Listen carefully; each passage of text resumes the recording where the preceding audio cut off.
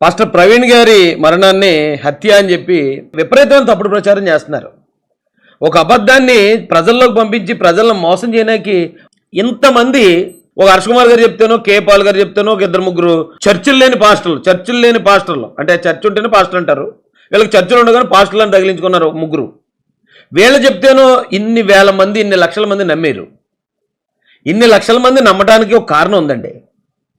ఏంటో కారణం అంటే, ప్రవీణ్ పగడాల గారు ఆయన ఎప్పుడో యుక్త వయసులో ఉన్నప్పుడు అల్లరి చిల్లరగానో, లేకపోతే ఫైటింగ్లు, గొడవలు, లేకపోతే కొట్లాటలు, ఇంకోటి ఏంటి డ్రగ్స్, మందు, ఇవన్నీ చెప్పాడు ఆయన సాక్ష్యంలో.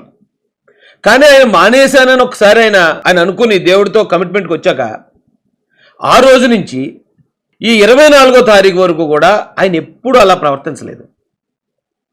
ఈ 24వ తారీఖు అని ఆ ఒక్కరోజే ఆయన హైదరాబాద్లో 11 గంటలకి ఏ రోజు అయితే మొదలయ్యాడో ఆ రోజు అప్పటి వరకు ఉన్న ఆయన జీవితానికి వ్యతిరేకంగా ఆయన ప్రవర్తించడం జరిగింది. అసాధారణంగా ప్రవర్తించాడు. ఇప్పుడు చాలామంది అంటున్నారు, అలా ఎవరన్నా చేస్తారా, ఇప్పుడు వీళ్ళు చూపించినట్టు అలా ఎవరన్నా బిహేవ్ చేస్తారా అన్నారు. ఎవ్వరూ చేయరు. ముఖ్యంగా ప్రవీణ్ గారు అసలు చేయరు.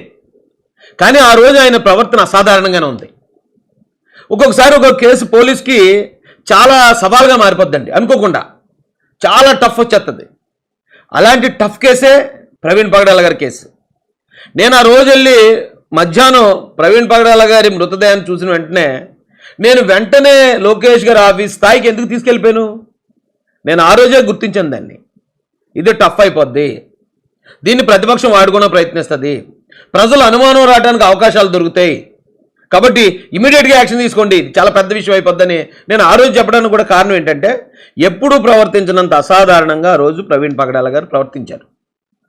ఏంటి ఆ అసాధారణ ప్రవర్తన అంటే, ఎప్పుడూ ఆయన బండి వేసుకుని హైదరాబాద్ నుంచి రాజమండ్రి వద్దామని అనుకోడు. ఆయనే కాదు, అసలు ఏ మనిషి అనుకోడు. ఎవరో తప్పక, అప్పటికి ఆ టైంకి ఏదీ లేక, ఇప్పుడు ఏదో అర్జెంట్ పని అక్కడ ఉందన్నప్పుడు ఎవరో ఈ వ్యాపారస్తులు ఉంటారు కదండి, అలాంటి వ్యాపారస్తులకు అలవాటు ఉంటుంది. ఈయన చాలా ఎలైట్ మ్యాన్, అంటే బాగా డబ్బున్న వ్యక్తి. ఒక 2 వీలర్ వేసుకుని హైదరాబాద్ నుంచి రాజమండ్రి రావాలి అనే ఆలోచనే ఒక అసాధారణం. ప్రజలందరికీ అనుమానం అక్కడే వచ్చింది, అసలు బండి మీద ఎందుకు వస్తాడైనా, ఆయనకి 2-3 కార్లు ఉండగా. కానీ చేశాడు, ఆయన అసాధారణంగానే బిహేవ్ చేశాడు. రెండో పాయింట్, ఆయన హెల్మెట్ కానీ మాస్క్ కానీ ఈ రెండు ఎక్కడ తీయకుండా ప్రయాణించడం కూడా అసాధారణమే. కానీ ఆయన ఆ రోజు అది కూడా చేశాడు. ఏం డౌట్ లేదు అందులో, నాకు డౌట్ లేదు, చాలామందికి డౌట్ ఉంటే ఉండొచ్చు. ఎందుకు చెప్తున్నాను ఇదంటే, ఈ రోజున ఈ ఏ అయితే మీడియా ఛానల్స్ రిలీజ్ చేసాయో ఆ ఫుటేజ్ ఏం ఫేక్ కాదు. ఫేక్ అయితే ఈ పాటికి వాళ్ళందరినీ జైలు పెడతారు పోలీసులు. ఫేక్ అయితే ఈ పాటికి వాళ్ళందరికీ నోటీసులు ఇచ్చి తీసుకొద్దురు. ఫేక్ అయితే వాళ్ళందరి మీద కేసులు నమోదవును. అవి ఫేక్ కాదనే విషయం పోలీసు వారికి కూడా తెలుసు. కాబట్టే ఆ ఛానల్స్ ఏవైతే ఉన్నాయో, ఇప్పుడు మెయిన్ ఛానల్స్ ఏబిఎన్నో, టీవీ5 పక్కన పెట్టినా కూడా ఇంకా చిన్న చితక ఛానల్స్ చాలా వేస్తాయి కదా, వాళ్ళందరినీ యాక్షన్ తీసుకుంటారు కదా ఒకవేళ మీ అనుమానమే కరెక్ట్ అయితే. కానీ ఎవ్వరి మీద కనీసం నోటీస్ కూడా ఇవ్వలేదు పోలీసు. అంటే అవన్నీ 100% వాస్తవాలు. మనం నమ్మినా నమ్మకపోయినా కొన్ని, అంటే మనం ఎందుకు నమ్మట్లేదు, అంతకుముందు ఆయన ఎప్పుడు అలా లేడు కాబట్టి మనకు నమ్మశక్యంగా ఉండదు. ఆ రోజు ఆయన అలా ఉన్నాడు. ఆ రోజు ఆయనకి ఏ పరిస్థితి, అన్ని రోజులు ఒకలా ఉండం కదా. ఒక రోజు ఒకలా ఉంటే మనిషి రెండోలాగా మారిపోతాడు. అయితే ఆ రోజు ఆయన రెండో పాయింట్ చెప్పాను కదా, 1 మాస్క్, 2 హెల్మెట్. మూడోది అసాధారణంగా ఆయన బిహేవ్ చేసింది ఏంటంటే, చీకట్లో హెడ్లైట్ లేకుండా ప్రయాణం చేయటం. ఇప్పుడు చాలామంది అనుకుంటున్నట్టు ఒక యాక్సిడెంట్ కేసుకి పోస్ట్-మార్టం ఎన్ని రోజులు ఎందుకు పడుతుంది అంటున్నారు. నిజమే, యాక్సిడెంట్ కేసుకి పోస్ట్-మార్టం ఎన్ని రోజులు పట్టదు. ఇది ఒకవేళ ఆయన మనం ఎక్కడ ఏదో ఒక ప్రాంతంలో లారీ కింద ఇలా పడిపోయారు, లారీ కింద ఇలా పడిపోయినట్టు మనం చూసాం సీసీ ఫుటేజ్లో. ఒకవేళ ఆయన అక్కడే పడిపోయి ఆ లారీ కింద పడిపోయి చనిపోయి ఉంటే చుట్టుపక్కల ఉన్న ప్రజలందరూ వచ్చేస్తారు, వాళ్ళందరి సమక్షంలో ఆయన మాస్క్ కానీ హెల్మెట్ కానీ ఓపెన్ చేస్తారు. ఇక లారీ కింద పడిపోయారు అనే సీసీ ఫుటేజ్ ఉంటుంది. వెంటనే ఆయన హాస్పిటల్కి తరలించి పోస్ట్-మార్టం రిపోర్ట్ 1-2 రోజుల్లో వచ్చేస్తుంది. ఎందుకంటే అక్కడ ప్రజలందరూ సాక్ష్యం ఉంటారు, సీసీ ఫుటేజ్ ఉంటుంది. ఆ లారీ ఏదైతే లారీ యాక్సిడెంట్ జరిగిందో ఆ లారీ అక్కడే ఉంటుంది, చుట్టుపక్కల వాళ్ళందరూ చూస్తారు.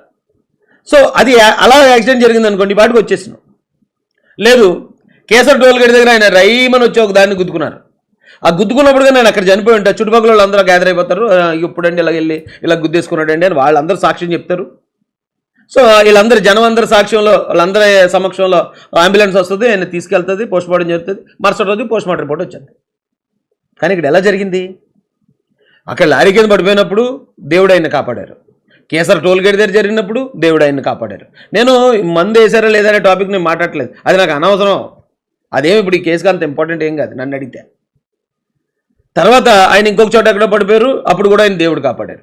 కానీ అర్ధరాత్రి 11:42కి ఎవ్వరూ కూడా గుర్తించిన సమయంలో, ప్రజలెవరూ లేని ప్రాంతంలో ఆ బండి పక్కకి వెళ్ళిపోయి చనిపోవడం జరిగింది. అక్కడ ఎవరు సాక్ష్యం లేరు. అప్పటికప్పుడు పోనీ ఆ మరుసటి రోజు వరకు కూడా తెలియదు. పోనీ అలా పడిపోయిన వెంటనే ఎవరన్నా వచ్చి అక్కడ చూసి వెంటనే అంబులెన్స్కో లేదా పోలీస్కో ఫోన్ చేస్తే వెంటనే ఇమీడియట్గా వెళ్ళి చేస్తే ఓకే, వాళ్ళందరూ అక్కడ సాక్ష్యం ఉంటారు, వాళ్ళందరూ కళ్ళ ముందు జరిగింది కాబట్టి మరుసటి రోజు పోస్ట్మార్టం వస్తుంది.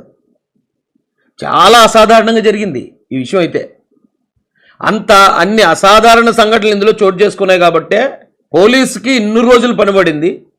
ఆయన ఎక్కడ వాళ్ళ ఇంటి దగ్గర నుంచి మొదలుకొని ఇక్కడికి వచ్చేదాకా ఆయన ఏదో మొబైల్ టవర్లు కానీ లేకపోతే ఆయన గూగుల్ పే ఇవి కానీ ఇవన్నీ తీసుకుంటూ రావాల్సి ఎందుకు వస్తుందంటే ప్రజల్లో ఇంత ఆందోళన, లేనిపోయిన అనుమానాలు, అన్ని అనుమానాలు క్రియేట్ చేశారు. ఇప్పుడు ఏకంగా హైదరాబాద్లోనే చంపేశారు అంటున్నారు. హైదరాబాద్లో చంపేశారనే ఎవరైతే ఉన్నారో వాళ్ళకి తెలియక అంటున్నారు. హైదరాబాద్లోనే చంపేశారని మీరు అంటే ఆంధ్రప్రదేశ్ ఇక్కడ కేసు క్లోజ్ చేస్తుంది, హైదరాబాద్లో ఉన్నట్టు అక్కడ చూసుకోండి అని. చేసేది ఏముండదు. ఏపీ బార్డర్ దాటి వచ్చింది ప్రవీణ్ గారని ఒప్పుకోవాలి. ఆయన ఒప్పుకోవాలంటే అంతకుముందు చూపించిన కేసర్ దగ్గర సీసీ ఫుటేజ్ కానీ లేకపోతే ఏదైతే ఎల్బీ నగర్ సీసీ ఫుటేజ్ కానీ ఇవన్నీ ఒప్పుకోవాల్సి వస్తుంది. అవన్నీ ఒప్పుకోవాల్సి వస్తుందని అసలు హైదరాబాద్లోనే ఆయన కాదని చెప్పేస్తున్నారు మనోళ్ళు. హైదరాబాద్లో కాదంటే ఇంకా తెలంగాణ కేసు అయిపోద్ది.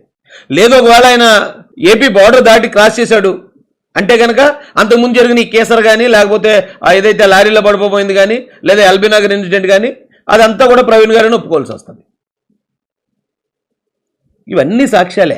వీటితో పాటు వాళ్ళు స్టార్టింగే ఆ కొవ్వూరు టోల్గేట్ దాటిన సీసీ ఫుటేజు, బండి అలా పక్కకి 11:42కి బండి పక్కకి దూసుకెళ్ళిపోయిన సీసీ ఫుటేజు, ఆ పోస్ట్ మార్టం రిపోర్ట్లో అనుమానాస్పదంగా కర్రలతో కొట్టినవి కానీ కత్తులతో పొడిచినవి కానీ గాయాలు ఏమీ లేవని ఆ ప్రాథమిక దర్యాప్తు దాని వివరాలు ఎవరైతే మన ఐజీ గారు చెప్పింది, ఇవన్నీ ఇది యాక్సిడెంట్ అని చెప్తున్నారు. కాకపోతే ఇంకా కన్ఫర్మ్ చేయలేదు. ఇది హత్య అనడానికి ఇప్పటిదాకా వాళ్ళ పోలీసు వారికి ఏ ఆధారం దొరకలేదు, ఏ అనుమానం కూడా కలగలేదు.